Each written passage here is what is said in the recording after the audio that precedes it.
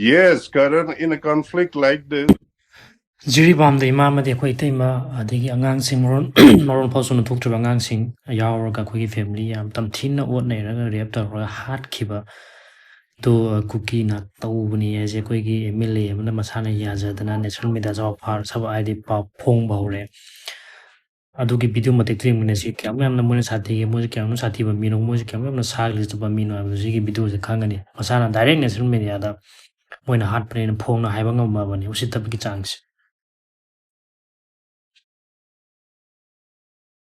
Wait a moment, you're saying that the abduction and killing of the 3 women and 3 children was a retaliation for the earlier killing and rape of a Kuki village woman. Is that what you're saying? One was a retaliation for the other?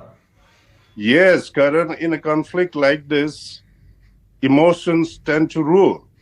When you killed a lady, mother of 3, with such brutality, passions run high, and the conflict got escalated. And in the process, some deaths are inevitable, unfortunately. So if it was retaliation, you're also accepting that it was done by the Kukis in retaliation? Yes, obviously. What's there to hide?